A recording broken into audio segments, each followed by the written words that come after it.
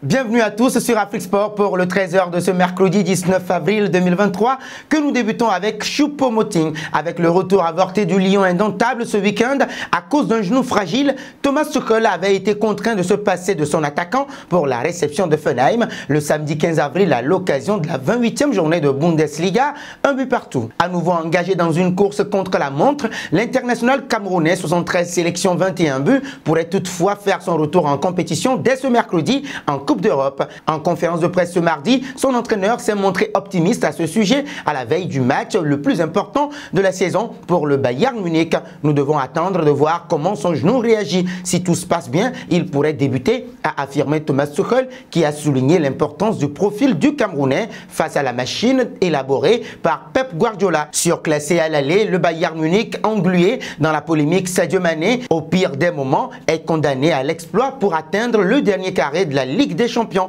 Les Bavarois doivent battre l'Ogre Citizen par plus de 3 buts d'écart pour se qualifier. Partons auprès de Victor Osimhen. Le Nigérian qui réalise une saison exceptionnelle avec son club devrait être l'une des attractions du prochain mercato estival alors que son contrat avec Naples arrive à échéance le 30 juin 2025. Les plus grands clubs d'Europe s'intéressent à l'attaquant passé par le LOSC dont le Paris Saint-Germain et pourtant Didier Drogba, légende du football, déconseille à Victor Osimhen de rejoindre le club de la capitale l'été prochain. L'ex-international ivoirien a expliqué que le PSG n'est pas un bon choix pour l'actuel meilleur buteur de Série A. S'il est vraiment dans le viseur d'un club comme PSG, cela montre toute l'étendue de son talent et de la saison qu'il est en train de réaliser. Mais le PSG n'est pas le club qu'il lui faut pour continuer sa progression, a plaidé le présentateur du Ballon d'Or avant d'expliquer sa position. Il marque beaucoup sur des centres et à Paris ce n'est pas le jeu aujourd'hui. Le joueur de 24 ans voudrait-il marcher sur les traces de son idole en rejoignant les Blues? La concurrence serait rude étant donné le nombre d'attaquants que possède déjà Chelsea.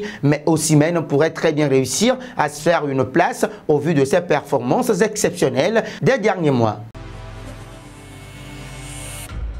Nous voici arrivés à l'instant quiz avec 3 indices pour connaître notre joueur mystère du jour. Premier indice, je suis un milieu de terrain de 28 ans.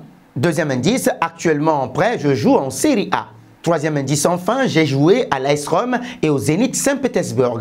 Qui suis-je? Vos réponses sont attendues en commentaire. Nos félicitations à tous ceux qui ont répondu Virgil van Dijk lors de la dernière édition du 13h. C'était le joueur à trouver puisqu'il est un défenseur de 31 ans de la Premier League qui a déjà joué pour Southampton et y a débuté au Celtic FC en 2013. Un bond dans le dossier Wilfried Zaha. À en croire le Daily Mail, Marseille est en train de placer ses pions pour recruter le natif d'Abidjan libre en juillet prochain. Mais pour Zaha, encore faut-il que l'OM remplisse un certain nombre de conditions. Alors que l'ailier désire rejoindre un club qui jouera la Ligue des Champions l'année prochaine, Marseille doit se battre pour se qualifier pour cette compétition. En plus, les dirigeants marseillais doivent s'assurer que le club dispose de moyens financiers nécessaires pour payer Wilfried Zaha, dont le salaire à Crystal Palace est estimé à un peu plus de 7 millions d'euros par an. À noter que l'AS Monaco est également intéressé par Zaha. D'ailleurs, aimerez-vous voir Wilfried Zaha à l'OM? Vos réponses sont attendues en commentaire. Un bond au PSG avec la Pulga.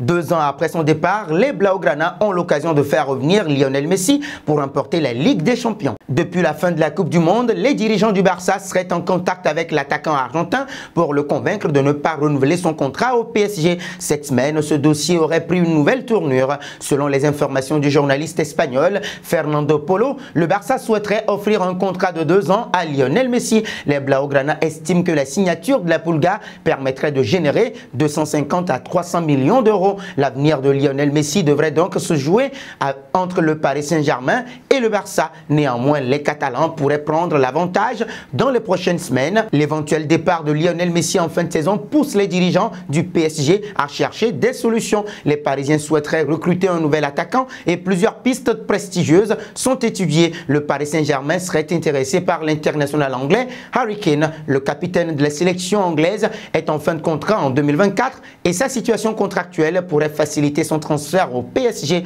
En parallèle, le club de la capitale suit également Victor Osimhen et Randal Kolo Muani. Parlons du couple Hakimi-Iba Abouk, moqué sur les réseaux sociaux où certains pensent que la décision supposée de son mari de la priver d'une partie de sa fortune n'est que justice. La jeune femme a répondu à sa façon et a renvoyé les rageux dans leur camp. L'actrice et influenceuse a bien mieux à préserver que de l'argent lors de cette séparation forcément pénible pour le couple, d'autant qu'il s'inscrit dans un dossier nettement plus terrible, à savoir que le défenseur du Paris Saint-Germain est mis en examen pour le viol d'une jeune femme dans le domicile du couple. Et forcément, comme ce divorce est hautement médiatique et provoque du buzz sur les réseaux sociaux, c'est via son compte Instagram que Iba Abouk a répondu à ceux qui veulent la faire passer pour une femme uniquement intéressée par l'argent d'Achraf Hakimi. Alors qu'elle a été choisie pour faire la une du magazine Elle en Espagne, la compagne du joueur parisien répond sans détour. La chose vraiment importante, la seule chose qui compte,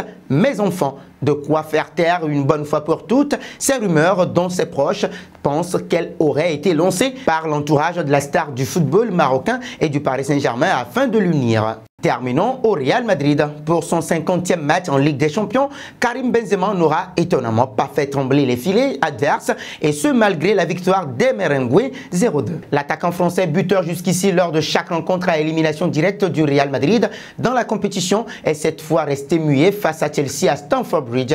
Pire, il a été sorti par Carlo Ancelotti à la 71e minute, une décision qui n'a visiblement pas plu à l'intéressé, frustré au moment de quitter la pelouse après avoir échangé quelques mots avec son entraîneur. Interrogé après la rencontre, Ancelotti a étouffé le feu en indiquant que le Ballon d'Or avait reçu un coup en première période, d'où ce remplacement inhabituel. Homme de marqueur et de record, Karim Benzema devra donc encore patienter avant de devenir le 3e meilleur buteur de l'histoire de la compétition. Actuellement bloqué à 90 buts, le Français est à une unité de rejoindre Robert Lewandowski. Et nous arrivons au terme de cette édition que nous bouclons avec la question du jour. Victor Osimhen au PSG, pensez-vous que ce serait une bonne idée? Vos réactions seront très attendues en commentaire. Mais en attendant, n'hésitez surtout pas de vous abonner sur Afrique Sport et d'actionner la cloche de notification pour ne rien manquer du football continental et international.